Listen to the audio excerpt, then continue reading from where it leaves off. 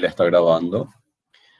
Vamos a dar continuidad a nuestra clase de trastorno circulatorio del plasma intersticial. Espero que estén todos bien. Y la verdad, la clase de hoy va a ser relativamente corta, pero bien precisa. Es muy importante el tema que vamos a analizar. Recuerden que vez pasada estuvimos hablando sobre edema y hoy vamos a hablar de lo contrario del proceso, que va a ser la deshidratación. Y luego vamos a hablar sobre trastorno circulatorio de la linfa.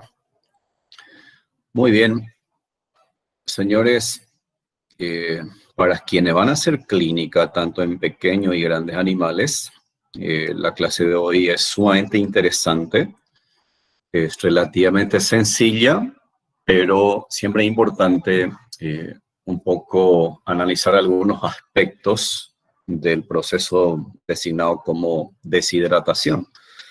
Definir la deshidratación es bastante simple, es cuando el organismo animal o humano experimenta una pérdida excesiva de líquidos corporales y eso se traduce lógicamente en una deshidratación. Desde el punto de vista de la clínica, ustedes cuando desarrollen el cuarto, quinto año van a hablar de la deshidratación con enfoque clínico y ahí lógicamente se evalúa al paciente y se trata de determinar en porcentaje y determinar la gravedad del proceso para que se pueda realizar las medidas más oportunas. Pero antes de iniciar de hablar directamente de deshidratación, siempre es importante un poco analizar el proceso fisiopatogénico para que podamos entender claramente la implicancia del proceso de la deshidratación. Y fíjese que cuando hablamos de deshidratación, indudablemente el componente central aquí del organismo es el agua, y para tal efecto es importante rememorar que lógicamente la fuente principal de agua para el organismo es la ingestión de agua, ya sea como agua de bebida o como agua presente en los alimentos.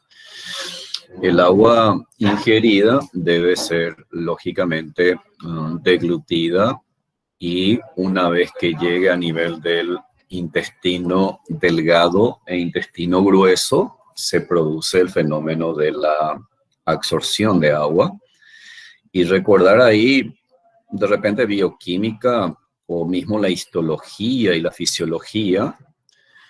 El agua, recuerden que comienza a absorberse principalmente a nivel del intestino, pero lógicamente la absorción principal se produce a nivel del intestino grueso.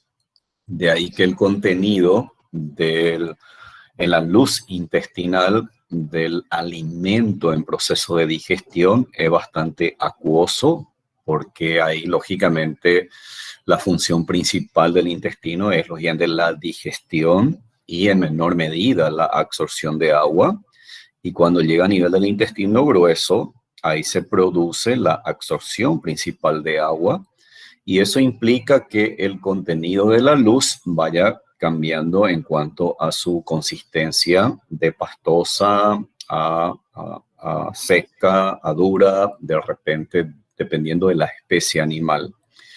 Ahora, el agua, una vez absorbida a través de la mucosa intestinal, sea intestino delgado e intestino grueso, recuerden ahí que están las vellosidades intestinales, en donde tenemos los pequeños vasos sanguíneos y el agua se introduce dentro de los vasos sanguíneos. En ese momento, el agua que han ingerido, que han absorbido, forma parte del plasma sanguíneo y a partir de ahí, lógicamente, a través de los vasos sanguíneos circula en todo el organismo y llega al corazón. El corazón, lógicamente, va a bombear la sangre, así como ya habíamos hablado en la clase anterior, y Ahí es importante destacar que habíamos dicho fisiológicamente, sí, dependiendo de los animales, de la especie. Fíjese, cuando el equino toma agua, toma en gran cantidad y el bovino también. Entonces, ahora hay diferencia anatómica sumamente importante entre estas especies, pero sobre todo en el equino, si un equino muy sediento toma un gran volumen de agua, podríamos pensar que eventualmente todo lo absorbido que pasa al plasma sanguíneo te produce un aumento transitorio de la volemia, que hace que el corazón simplemente ajuste su mecanismo fisiológico para contraerse con mayor fuerza y de esa manera, lógicamente, se adapta a un pequeño aumento de volumen sanguíneo que es muy temporal. Y luego esa sangre impulsada al sistema arterial y arteria pulmonar, ya sabemos qué ocurre, y cuando llega a nivel del sistema microvascular, se produce el fenómeno de intercambio entre el plasma sanguíneo y el medio interno, y la sangre que llega a nivel de los riñones, entonces son filtrados y se forma la orina. Entonces ese es el mecanismo principal de la eliminación del agua, pero también sería bueno recordar que el agua también puede ser eliminado por la saliva. Lógicamente, la saliva tiene sus elementos y componentes químicos que cumple otra vez algunas funciones de importancia, sobre todo a nivel del rumen, que es fundamental. Pero en un animal que de repente experimenta algunas patologías, la saliva puede ser una fuente importante como mecanismo de eliminación. Y el otro detalle importante a considerar es que también se pierde el agua a través del sudor y por un proceso de evaporación. Entonces son, digamos, el proceso dinámico desde el momento de la ingestión del agua, la distribución en el organismo y la eliminación. Ahora miren este detalle que diversos estudios han demostrado que el componente principal de nuestro organismo es principalmente agua. Lógicamente los porcentajes varían mucho de acuerdo a la especie y al rango etario en cuestión, porque puede ir de un 60 a 75%. Y lo interesante aquí es que, fíjese, la distribución del agua dentro de nuestro organismo principalmente se encuentra dentro de la célula. Esto puede ser sorprendente, pero sin embargo, si hacemos un análisis reflexivo, que podríamos decir que gran parte de nuestro cuerpo está constituido por células, por pequeñas células, y dentro de esas células tenemos lógicamente el líquido intracelular, libre y o unido a otro compuesto, ¿sí? Y fíjese, en un 20% de ese líquido se encuentra en el medio interno, de ahí que siempre en fisiología se resalta mucho la importancia del medio interno con sus elementos, componentes y residuos metabólicos. Y miren que solamente un 5% del total del agua en nuestro organismo forma parte del plasma sanguíneo. De hecho, que esto tiene lógica en el sentido de que, fíjese, todo lo que ingiere el animal o las personas, una vez absorbida, pasa al plasma sanguíneo y es vehiculizado a través de dicha estructura en todo el cuerpo, y ya hemos destacado que ocurre un fenómeno dinámico de intercambio entre el plasma sanguíneo y el medio interno. Y lógicamente recordar que se elimina a través de los riñones, que forma parte de la saliva, y también a través del pulmón se puede eliminar por un proceso de la respiración, que vamos a ver en qué especie eso es importante, y a través del sudor. Ahora ustedes saben mucho de fisiología, están fresquitos. Y siempre es importante recordar, cuando yo voy a hablar sobre patología y voy a analizar a un paciente que está con algún cuadro de deshidratación, siempre es importante, más allá de la dinámica del movimiento del agua en los diferentes compartimentos orgánicos, recordar que hay determinados factores que influyen directamente sobre el metabolismo, la distribución y la eliminación del agua, como el ADH, la famosa hormona antidiurética, que recuerden ustedes que son sintetizados y secretados por un grupo de neuronas localizado en el hipotálamo, y la famosa aldosterona, que es un mineralocorticoide, que es sintetizado y secretado por la corteza de la glándula adrenal, que tiene su importancia sobre todo en cuanto a la regulación de determinados elementos o componentes químicos que son filtrados a nivel de los glomérulos renales, en especial sobre el fenómeno de la reabsorción de sodio y la eliminación de potasio, ¿sí? Y también de manera indirecta influye la concentración de cloro y calcio en este proceso.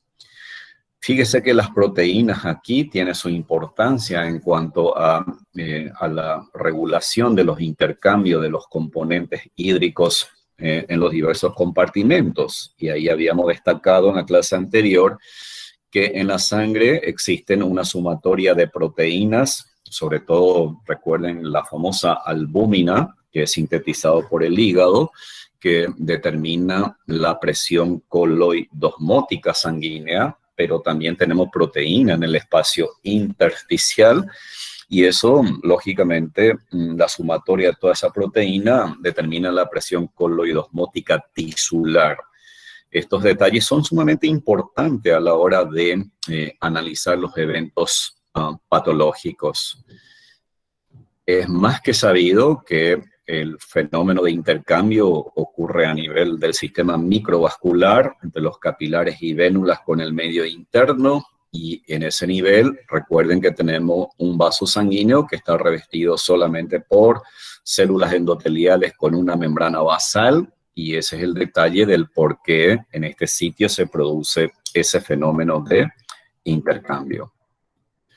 Ahora bien, esto solamente a manera de repaso rápido, pues ya habrán escuchado muchísimo ustedes en cuanto a la importancia del agua, volver a destacar, sobre todo cuando hablamos de deshidratación. Fíjese que esto es sumamente importante, sobre todo en alguna especie que hay que tener mucho cuidado, porque miren que aquí una de las funciones del agua es facilitar los procesos digestivos y absorción de nutrientes. Sí, ¿qué pasará en un rumiante, por ejemplo, si el rumiante no ingiere agua por alguna patología? Sí, ¿qué pasará con el rumen? ¿Qué pasará con el proceso de fermentación? Sumamente interesante. La cantidad apropiada de agua, ya sea dentro del rumen y dentro de la luz intestinal, va a favorecer tanto la digestión como la absorción de nutrientes. Transporte de sustancias solubles a través de la sangre y en la linfa, facilita la excreción de productos solubles de desecho, sobre todo que va a pasar en un paciente que tiene poca cantidad de agua, que desarrolla un cuadro de hipovolemia, o a nivel renal disminuye la perfusión renal, que va a pasar con algunos desechos metabólicos. Fíjese, es tan importante cuando lo analizamos así en términos eminentemente fisiológicos, pero cuando comenzamos a pensar en un paciente con un problema patológico, con una deshidratación importante, fíjese que la disminución de la eliminación de algunos desechos metabólicos puede ser bastante perjudicial para el animal, ¿sí? De hecho, a través del agua, lógicamente, llega los diversos elementos y componentes químicos para la célula y por ende para los tejidos, y mantiene diluciones apropiadas de sales, ya sea en el plasma, ya sea en el espacio intersticial y dentro de la célula. Simplemente basta mencionar la famosa tumefacción turbia que habíamos nosotros mencionado como la pérdida momentánea o la incapacidad que tiene una célula de regular su concentración hidroelectrolítica, ¿sí? En un momento determinado. Y lógicamente la repercusión va a depender de la causa en cuestión. Y sabemos muy bien la importancia en el fenómeno de la regulación de la temperatura corporal en la mayoría de las especies mediante el proceso de la evaporación, pero si comenzamos a analizarlo fríamente, bueno, el equino es un animal que suda muchísimo, ahí de repente la evaporación juega un rol importante, ¿Qué ocurre con los bovinos? Los bovinos tienen un manto piloso bastante interesante. Lógicamente no suda como lo hace el equino. Por lo tanto, allí probablemente la evaporación, si yo considero con el equino, va a ser diferente. O si analizo al canino, un canino en sí, que sabemos muy bien que las glándulas sudoríparas están muy delimitadas a nivel de la nariz, a nivel del espacio interdigital, pero ahí el jadeo pasa a ser un fenómeno interesante para regular la temperatura corporal, pero también implica una pérdida de agua interesante. Y lógicamente, entre las tantas funciones, es lubricar la superficie de la serosa, peritoneo, ¿no? Pleura, pericardio, vaya que eso es importante. Y bueno, un poco mencionando estos aspectos generales, ahora sí puedo comenzar a mencionar la deshidratación. Y lógicamente la deshidratación es la pérdida excesiva de líquidos corporales, pero eso puede obedecer ¿a qué? A una falta o deficiencia en la provisión de agua, ¿m? O eventualmente si el animal tiene una patología, por más que haya agua, no ingiere agua o ingiere muy poco, por lo tanto, entonces ahí tenemos una deficiencia. Y o eventualmente, si digamos que hay una buena provisión de agua, pero hay un aumento en la excreción, como por ejemplo una poliuria, entonces eso genera una deshidratación. Pero si se suma a ambos fenómenos, eso sería mucho más grave si hay una falta de la provisión o ingestión adecuada de agua y hay un aumento en la excreción. Ahora bien, la pérdida excesiva del agua, si lo analizamos desde el punto de vista del mecanismo fisiológico de la eliminación del agua, lógicamente a nivel renal, ya está claro, todos sabemos que ahí se produce la formación y eliminación de la orina. Recuerden que el aparato digestivo, en donde hemos dicho, el agua ingerida pasa a los preestómagos, al estómago, abomazo, intestino, cumple determinadas funciones, pero se elimina también con la materia fecal gran parte de esa agua incorporada. Pero el agua, dijimos que la saliva contiene parte del agua ya obtenida del plasma sanguíneo, en donde las glándulas salivales lo vierte como componente salival y también como componente de secreción. Fíjese, jugo gástrico, cuando hablamos de jugo intestinal delgado, grueso, o la misma bili o el mismo jugo pancreático, contiene agua, por lo tanto constituye, digamos, una mínima fuente de eliminación de agua. ¿Sí? Y recordar que el aparato respiratorio, sobre todo en canino, es importante el jadeo, y la piel, ¿no? Se elimina el agua a través del sudor y evaporación. Esto es lo normal. Entonces, fíjese si podemos simplemente nosotros listar los mecanismos de eliminación normal que tiene el organismo, perdón. Entonces, cuando analizamos las alteraciones patológicas, si un paciente elimina gran cantidad de orina, clínicamente hablamos de una diuresis o de una poliuria, ese animal está eliminando gran cantidad de agua. O un animal que desarrolla un cuadro de hipersalivación, hipersecreción de jugo ruminal y diarrea, entonces se pierde gran cantidad de agua. Muchas veces, a veces en rumiante no llama mucho la atención, y sin embargo en algunas patologías metabólicas, sobre todo cuando hay una acidosis ruminal, cuando el bovino está alimentado con gran cantidad de grano y te produzca un descenso de pH, ese descenso de pH del rumen, además de actuar sobre la microflora ruminal, tiene un efecto irritante sobre la mucosa ruminal y eso te produce una hiperemia activa, un trastorno circulatorio que ya lo habíamos analizado. Eso te va a aumentar la presión hidrostática sanguínea y, lógicamente, si desencadena un cuadro inflamatorio, se libera los mediadores bioquímicos de la inflamación.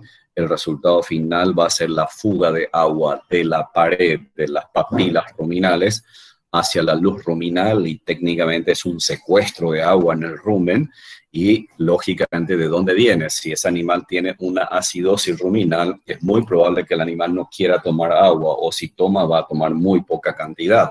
Ahora, si yo analizo, pero ¿por qué hay tanta cantidad de agua en el rumen? Si el animal está ingiriendo poca cantidad de agua, entonces la conclusión es que el agua lógicamente se produce una fuga del plasma sanguíneo hacia la luz del rumen. Y el jadeo excesivo es importante en los caninos y la famosa hipersudoración, sobre todo en equinos.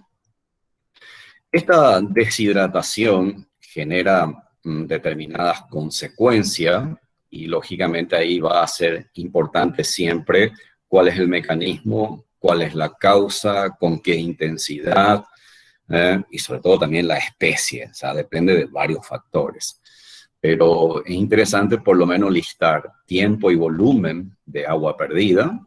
Esa deshidratación puede ser aguda.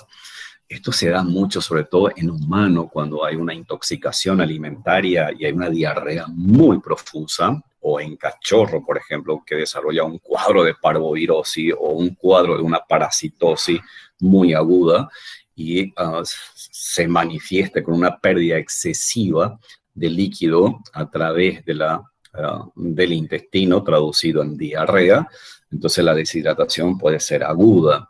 ¿Sí? Si es relativamente insidiosa, hablamos de una deshidratación subaguda y, lógicamente, si un animal tiene algunas patologías crónicas, vómito crónico, diarrea crónica, no quiere tomar mucha agua, ese paciente, señores, tiene una deshidratación crónica. Y cuando ustedes realizan un análisis en estos pacientes, van a encontrar datos interesantes, tanto en el volumen sanguíneo, en la hemoconcentración y, sobre todo, señores, es importante medir los electrolitos.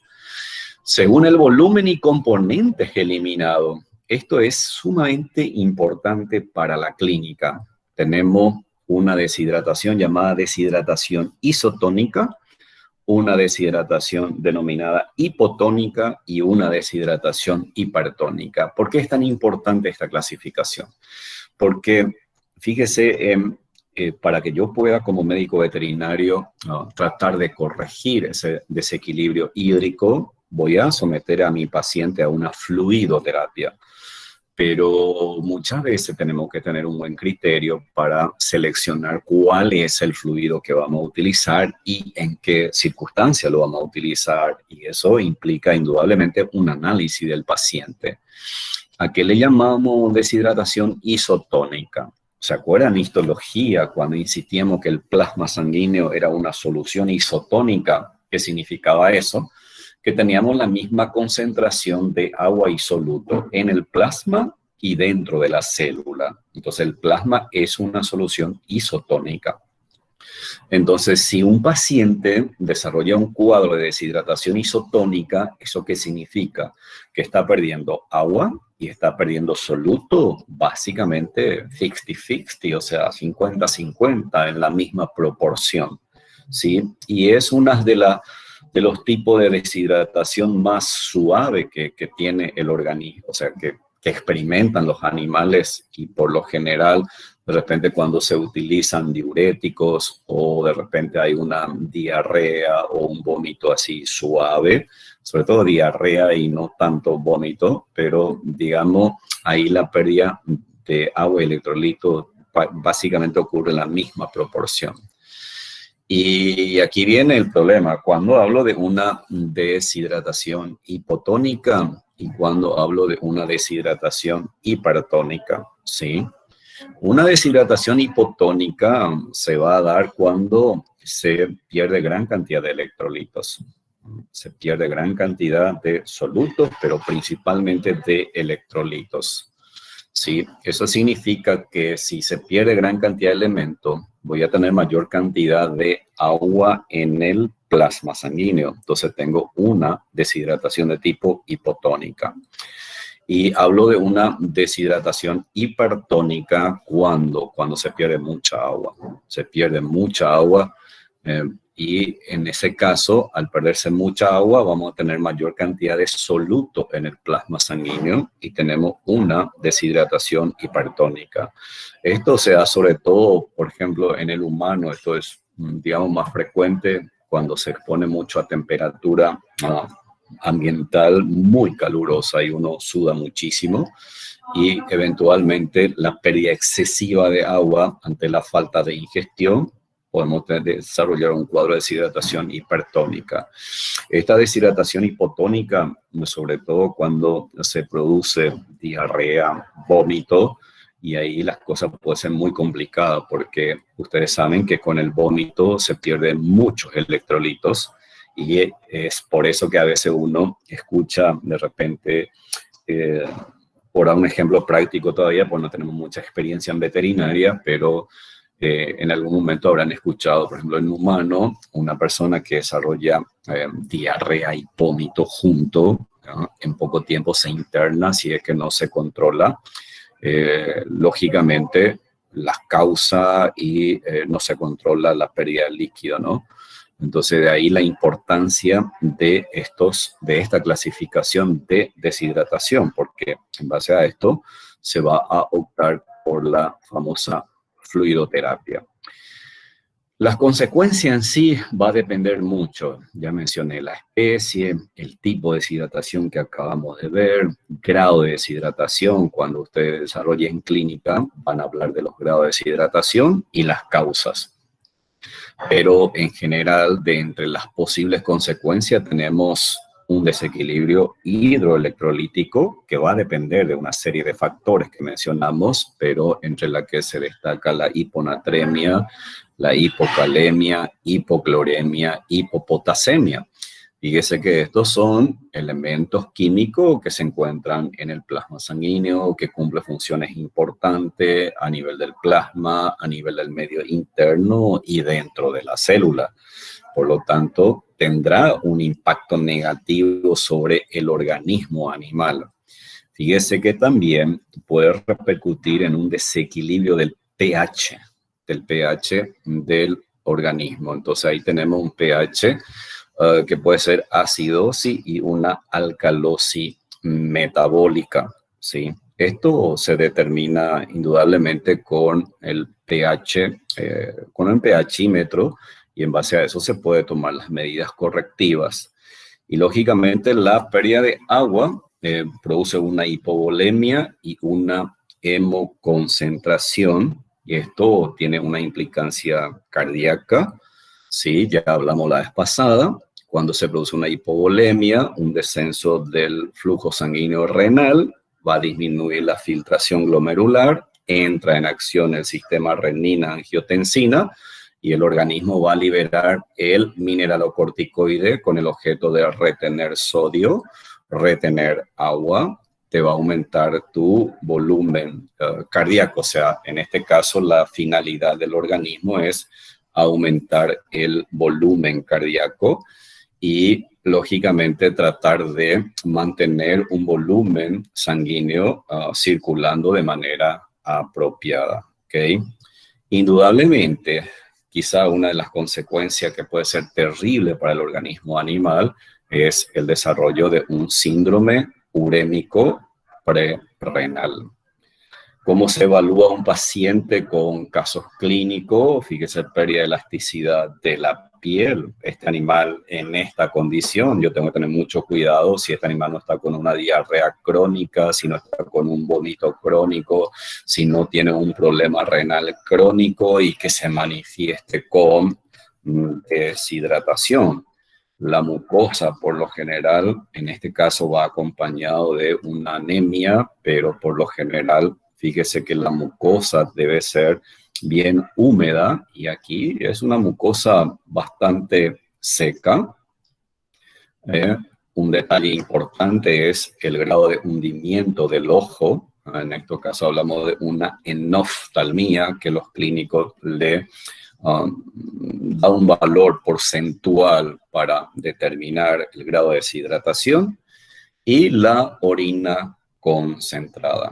Esta orina concentrada, lógicamente, va a depender mucho del tipo de deshidratación, pero en la mayoría de los casos, cuando tenés una hipovolemia, el riñón va a filtrar menos, y al filtrar menos va a intentar retener más agua, y al retener más agua, señores, van a tener ustedes una orina concentrada. Bueno, esto es con relación a deshidratación. Voy a dejarle 2 minutitos porque se me agota la batería, voy a conectar y ya proseguimos la clase. Por favor, si me esperan ahí, y terminamos con trastorno circulatorio linfático.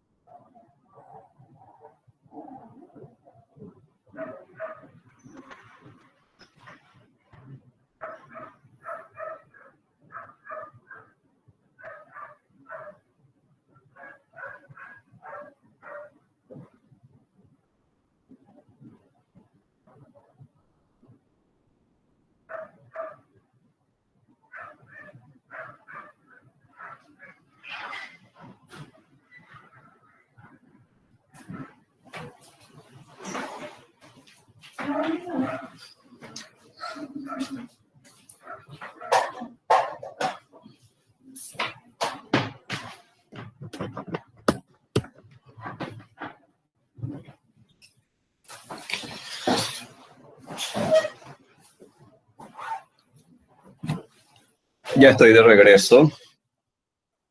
Vamos a continuar la clase y al final de la presentación, entonces, hacemos las preguntas.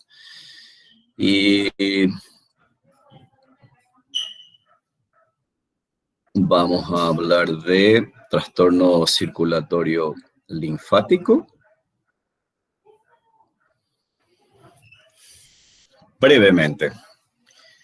Y aquí es importante recordar qué es la linfa. Recuerden que la linfa es el líquido que se encuentra dentro de los vasos linfáticos. ¿Cómo se origina? Se origina por un proceso de ultrafiltrado del líquido intersticial. Y recuerden que los vasos linfáticos se originan en el tejido conectivo, justo a nivel del espacio intersticial o en el medio interno. Estos vasos linfáticos tienen como por función drenar el medio interno y lo convierte como linfa, lógicamente. Y la linfa debe ser conducida por los vasos linfáticos, y en algún momento de su trayecto va a pasar por un ganglio linfático o por varios ganglios linfáticos, dependiendo lógicamente de la localización. Y los ganglios linfáticos tienen como por función recibir a la linfa mediante los vasos linfáticos aferentes. Recuerden que un ganglio puede recibir varios vasos linfáticos. Por eso que un ganglio linfático, decimos nosotros, drena una región. Por ejemplo, el ganglio preescapular drena la porción caudal cervical, drena el miembro anterior. El ganglio precrural drena toda la zona abdominal inferior, parte del miembro. Los ganglios poplíteos drena los ganglios, o sea, el líquido intersticial y linfático del miembro. Ahora bien, recordar histología, los ganglios linfáticos tienen unos canales que se llama seno subcapsular, seno vascular córtico medular, y luego todas desembocan en un seno localizado a nivel de la médula. En ese sitio entonces se acumula la linfa y la linfa luego abandona a través de un vaso linfático eferente. Lo interesante es recordar un poco la anatomía, porque los vasos linfáticos eferente que sale del ganglio llega al conducto linfático o a la cisterna del quilo. Recuerden que la cisterna del quilo se encuentra por debajo de las vértebras lumbares y da origen a los conductos principales, y tenemos también un conducto torácico que drena básicamente la linfa de cabeza, cuello y miembro anterior. Muy interesante, simplemente recordar por anatomía, esta cisterna del quilo, señores, la importancia que tiene, recibe la linfa de los miembros posteriores y recibe la linfa de la cavidad abdominal. Por eso que es muy importante cuando en el día de mañana ustedes hagan una intervención quirúrgica dentro del abdomen, tener cuidado con la cisterna del quilo. Muy bien, ya mencionamos todas las funciones, acabo de destacar.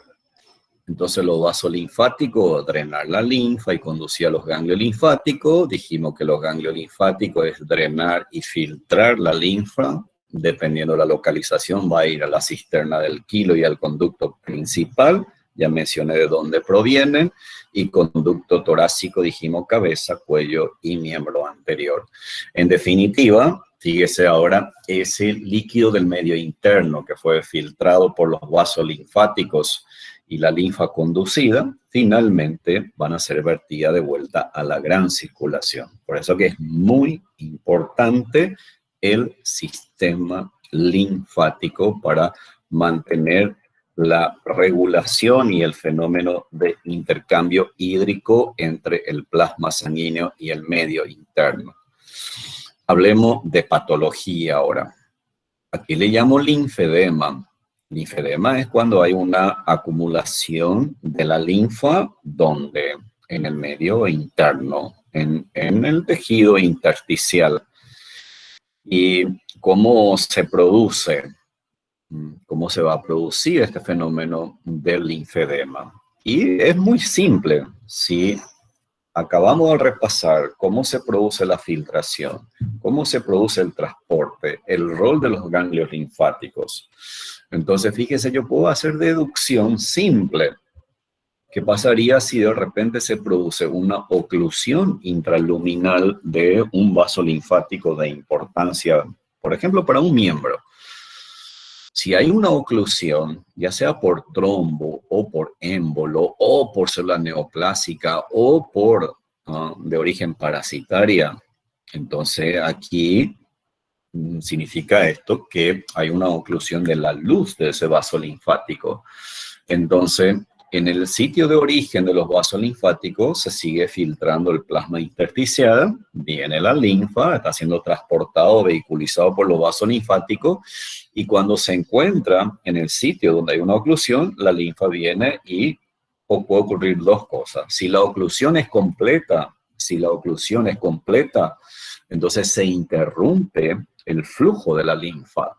Si la oclusión es parcial, ¿qué va a ocurrir? Se enlentece el flujo de la linfa. Entonces hay una disminución de la velocidad de transporte de la linfa. En ambos casos, pero lógicamente va a ser peor cuando se produce una éstasis total de la circulación linfática. Entonces miren si ustedes me pueden seguir. Entonces viene la linfa, encuentra un sitio oclusivo, no puede pasar. Pero ahí abajo, bien distante todavía, ese sitio de oclusión, se sigue filtrando el líquido intersticial, sigue formándose la linfa, sigue llegando al sitio, pero va a llegar un momento dado en que prácticamente el volumen linfático ya te produce la dilatación de todo ese trayecto vascular linfático. Y cuando hay una dilatación linfática, entonces, ¿qué le parece a ustedes? La presión hidrostática linfática va a aumentar. Y recuerden que la presión hidrostática, habíamos dicho que es la fuerza que trata de expulsar, lógicamente, plasma sanguíneo o, en este caso, la linfa hacia el medio interno. Entonces, cuando eso ocurre, ¿qué va a pasar? Voy a tener instaurado este fenómeno de linfedema.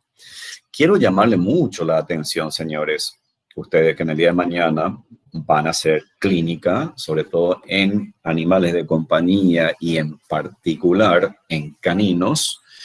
¿Ah? En caninos, cuando ustedes tienen formaciones tumorales de comportamiento maligno y que tenga una característica que realiza metástasis por vía linfática, siempre que haya una formación tumoral en algún sitio y ustedes pueden acceder al ganglio linfático, señores, semiológicamente exploren los ganglios.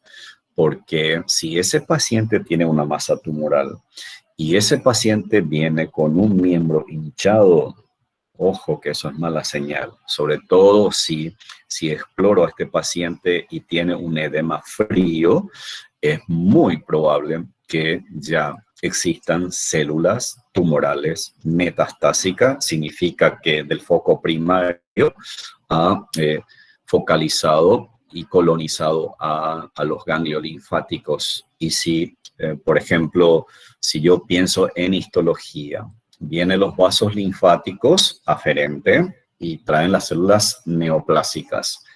Esas células neoplásicas, cuando llega al ganglio linfático, señores, quedan en un principio en el seno subcapsular del ganglio linfático. Y ahí puede llegar a producir ya una oclusión de ese seno subcapsular. Si produce una oclusión, entonces varios vasos linfáticos aferentes, que drena la linfa a ese ganglio, entonces ese ganglio no cumple la función que debería de cumplir, de filtrar y dejar pasar la linfa hacia los vasos linfáticos córticos medulares, a senos linfáticos córticos medulares y al seno medular. Entonces ustedes van a tener un paciente con una formación tumoral con linfedema en los miembros, en el ejemplo que estamos desarrollando, y ustedes van a tener que la causa es un proceso neoplásico que ha ocluido ya sea el seno subcapsular, los vasos, los senos linfáticos córtico-medulares y o seno medular. Eventualmente algunas inflamaciones crónicas que puede ser, por ejemplo, asociada a la parasitosis o de repente hubo una infección de ese nódulo linfático con un compromiso, con una necrosis, con una reacción fibrótica importante, entonces podemos tener, lógicamente, también un trastorno en la evacuación linfática. En este caso, más bien sería una compresión de los vasos linfáticos o incluso esto puede estar en los ganglios linfáticos. Acceso ganglionar, eventualmente, si bien es una rareza, pero se puede presentar acceso ganglionar y si la misma repercute negativamente sobre la circulación de la linfa dentro de los vasos linfáticos aferentes que llega a ese ganglio, van a tener ustedes un linfedema. Ya dijimos que la neoplasia metastásica es común en los ganglios linfáticos, pero señores, puedo tener también una neoplasia primaria y una de las más comunes en caninos son los famosos linfomas. Y los linfomas, las células tumorales proliferan con tanta velocidad, con tanta rapidez que te llega a comprimir todos los senos dentro de ese ganglio linfático y el paciente puede desarrollar un terrible edema. Imagínense si ustedes tienen un paciente con un ganglio linfático submandibular gigantesco por un proceso tumoral catalogado como linfoma. Fíjese que al principio solamente el ganglio está aumentado de tamaño. Pasa el tiempo y el propietario por lo general ahí recién como que le llama la atención o le asusta cuando de repente se le hincha la cara. Se le hincha la cara y el motivo de la consulta principalmente va a ser porque la cara está hinchada. Entonces cuidado porque ahí yo me veo obligado a palpar paciente porque ese aumento de volumen tengo que definir si sospecho que es un edema o un linfedema. Es interesante saber si es activo o pasivo. ¿Ah? recuerden que un edema o un linfedema activo va a ser inflamatorio. Y si es pasivo, ¿no? Va a ser simplemente por un trastorno en la circulación, ya sea venosa o en este caso linfática. Entonces ese paciente con la cara hinchada y si tiene un problema neoplásico en el ganglio submandibular catalogado como linfoma, ustedes van a tener que ese lado, la cara está súper hinchada. ¿Por qué? Porque ahí ya hay una oclusión del seno subcapsular, de los senos linfáticos córtico-medulares, en este caso unilateral. Si fuese bilateral, debería palpar los dos ganglios. En ese caso, toda la cara estaría bastante hinchada. Son ejemplos prácticos que puede ocurrir. Y lógicamente diversas causas externas que puedan llegar a comprimir vasos linfáticos o ganglios linfáticos. Entonces también puede repercutir en un linfedema. Cuando hablo de linforragia, es como una hemorragia. Lógicamente, cuando hay una salida total de la linfa de los vasos linfáticos, ¿sí? Fuera de la misma y se ubica lógicamente hacia el medio interno o eventualmente en las cavidades. Entonces ahí hablamos de, fíjese, por ejemplo, las heridas quirúrgicas, ruptura traumática. Lógicamente ahí hay una solución de continuidad de los vasos linfáticos. En este caso, la linforragia va a ser porrexis, ¿sí? Y el linfedema, dijimos, es un trastorno en el flujo, pero ahí hay un aumento de la presión hidrostática, por lo tanto, ahí no hay una ruptura de vasos sanguíneos, ¿sí? En cuanto a quilorragia, cisterna del quilo. Quilorragia, este término se utiliza cuando hay un derrame linfático dentro de la cavidad abdominal y eso obedece principalmente a una ruptura de los principales vasos linfáticos dentro de la cavidad abdominal, pero en especial una ruptura de la cisterna del quilo. Es la más común, ¿sí? Y por lo general esto aparece como accidentes quirúrgicos o eventualmente cuando de repente justo hay formaciones tumorales que quedaron colonizando la cisterna del quilo o formaciones tumorales compresivas que produzca una baja circulación a ese nivel y de repente pueda convertirse en una cisterna bastante friable y se puede llegar a producir una ruptura. Linfotórax, cuando hay un derrame de linfa dentro de la cavidad torácica. Mi experiencia particular es bastante frecuente, sobre todo, o sea, no es muy frecuente, pero digamos, aparece con más frecuencia en los felinos y gran parte está asociado con un proceso inflamatorio a nivel pulmonar, pero sobre todo en pacientes con infecciones virales se asocia mucho el derrame linfático dentro del tórax. Y hay una patología poco común, poco habitual en veterinaria. Las casuísticas son bastante raras y más bien sí se da más en medicina humana, la famosa elefantiasis. Y la elefantiasis tiene esta denominación porque tiene algunas particularidades anatómicas y algunas particularidades clínicas, razón por la cual se lo designa como elefantiasis. ¿Y por qué se caracteriza? Una de ellas es que el linfedema es muy marcado, muy marcado. Es decir, que ese miembro va a estar muy aumentado de tamaño y la piel experimenta un engrosamiento de consideración, que lógicamente va a ser proporcional, ¿sí?, a la fuga de la linfa en el medio interno, pero ese engrosamiento de la piel va acompañado por un aumento básicamente de la epidermis y esa epidermis aumentada se vuelve muy costrosa, experimenta como una especie de hiperkeratosis. ¿Por qué razón? Porque ahí no hay un desprendimiento apropiado de las capas epidérmicas y eso conlleva con el tiempo, lógicamente, a un resquebrajamiento o pequeñas rupturas y se le parece mucho, por ejemplo, a la piel del elefante, de ahí viene la denominación de elefantiasis.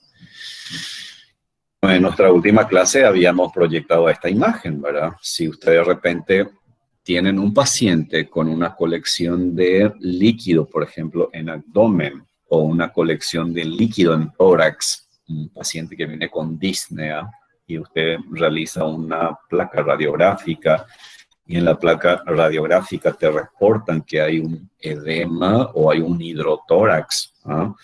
Entonces, si hay hidrotórax, entonces uno va a intentar descomprimir el tórax, la cavidad torácica, lógicamente obteniendo líquido de la misma, y no se sorprendan que encuentren líquido con esta característica, ¿no?, de color blanquecino, parecido a la leche, y en ese momento recuerden que este es un líquido corporal y es la linfa. A partir de ahí es, si tengo dentro del abdomen, hablo de una posible quilorragia o de un derrame simplemente de linfa dentro de la cavidad abdominal, o estoy hablando de un derrame de linfa dentro de la cavidad torácica, dependiendo de su localización. La importancia indudablemente va a depender de la especie y de la causa que lo ha provocado.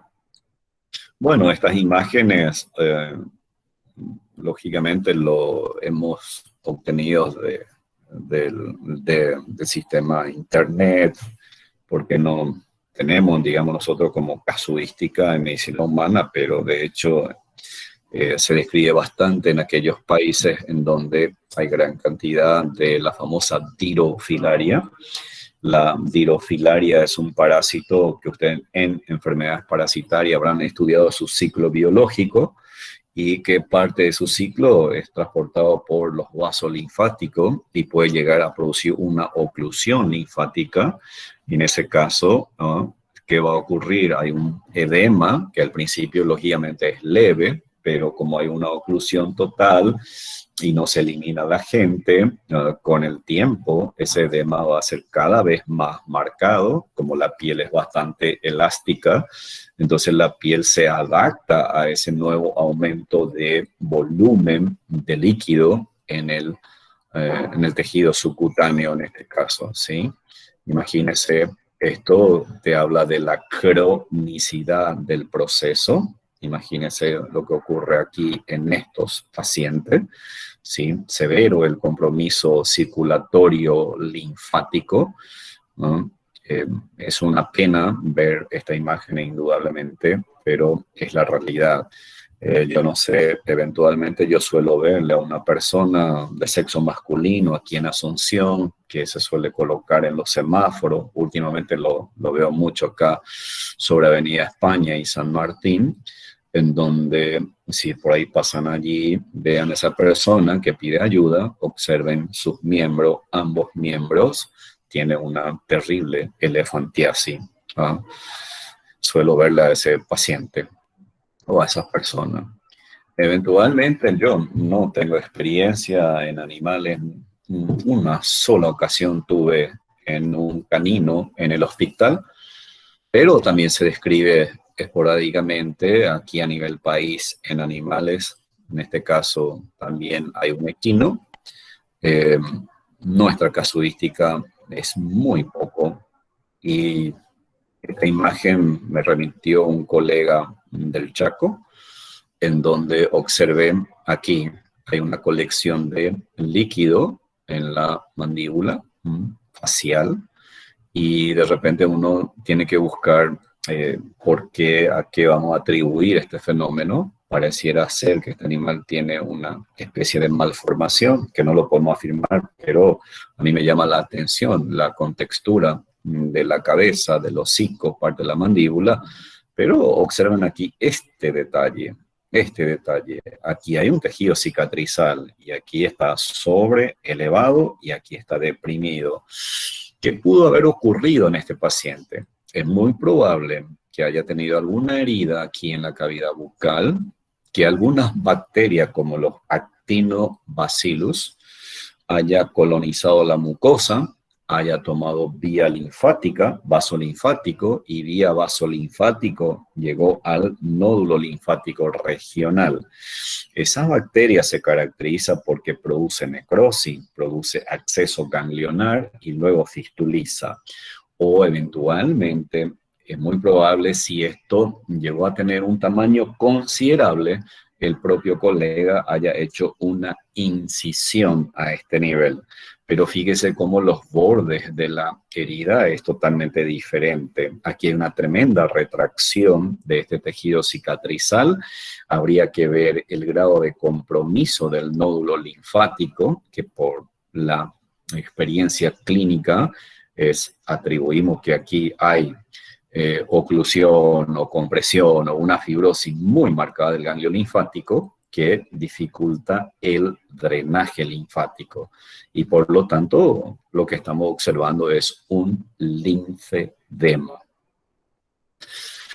Bueno, la clase de hoy realmente es bien cortita, bien sencilla, pero van a encontrar casos clínicos y sobre todo, señores, los casos clínicos que van a encontrar muy frecuentemente es la famosa deshidratación, que recuerden que es importante valorar eso en clínica. Van a darle un enfoque clínico de los grados de clasificación y ahí van a volver a hablar de los tipos de deshidratación, porque en base a los tipos se va a hacer la famosa fluidoterapia, el mantenimiento de un volumen apropiado de líquido, ¿no? Los famosos sueros fisiológicos, los famosos sueros glucosados, el famoso suero Ringer lactato, e incluso ustedes van a encontrar el famoso suero hipertónico que tiene alta concentración de soluto, en especial, por ejemplo, la glucosa. Se habla incluso de una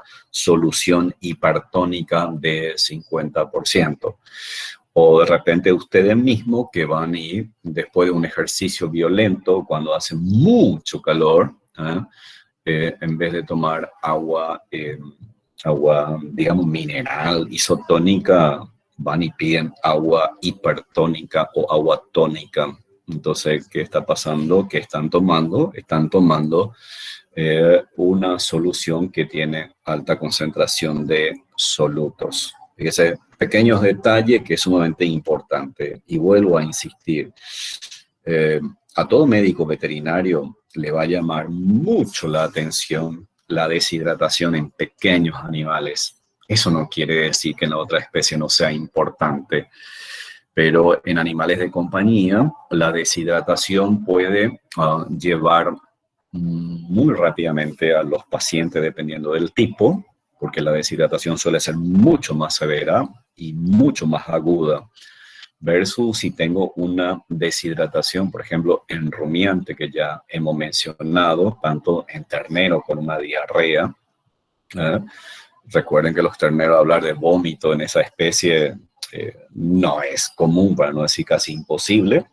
Por lo tanto, el tipo de deshidratación va a ser un poco diferente, pero sobre todo es importante también. De ahí que de repente la famosa vaca caída, que a veces es frustrante para el veterinario, una vaca caída en pleno sol, que no está tomando agua y está en pleno sol, y esa vaca incluso puede vivir 5, 8 días sin tomar agua. Ustedes se preguntarán, ¿ese paciente estará deshidratado? Lógico, estará deshidratado. Si usted de repente a ese paciente le toma sangre y van a hacer los análisis, cuidado con los valores que van a encontrar, porque ustedes tienen que interpretar esos valores, ¿verdad?, asociado a la clínica que evidencia ese paciente. Por eso que esto es sumamente interesante analizarlo de esta manera. sin entrar mucho, lógicamente, en otras especialidades como lo es la clínica. Por eso trato de que mis opiniones sean bastante limitadas.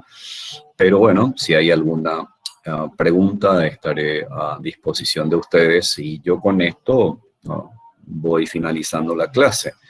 Hay tanto que muchas cosas podemos decir, un poco si analizamos la clínica, porque fíjese, acabamos de mencionar terneros, bovinos adultos, que reciben una alimentación a grano y que desarrollan cuadros de acidosis ruminal.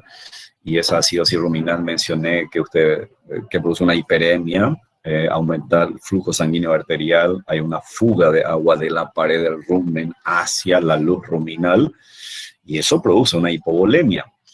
Ahora bien, si yo voy a un cachorro, sobre todo un cachorro que desarrolla un cuadro de diarrea de origen viral, fíjese el volumen que se va a perder, si es sangre pura o si es solamente agua, o si de repente el cachorro tiene una parasitosis como una ancilostomiasis, terrible diarrea, y peor aún si va acompañado con vómito, porque si va acompañado con vómito se pierde gran cantidad de soluto, en especial electrolitos, y los electrolitos juegan un rol sumamente importante para la regulación hidroelectrolítica. Ok, sin el ánimo de, porque es todo un mundo apasionante, pero yo creo que desde el punto de vista de la anatomía patológica, esto es lo que nosotros debemos analizar con ustedes, y con esto yo finalizo toda la clase referente a trastorno circulatorio. Espero que haya sido del agrado de usted, y si hay pregunta, estoy a disposición. Muchas gracias.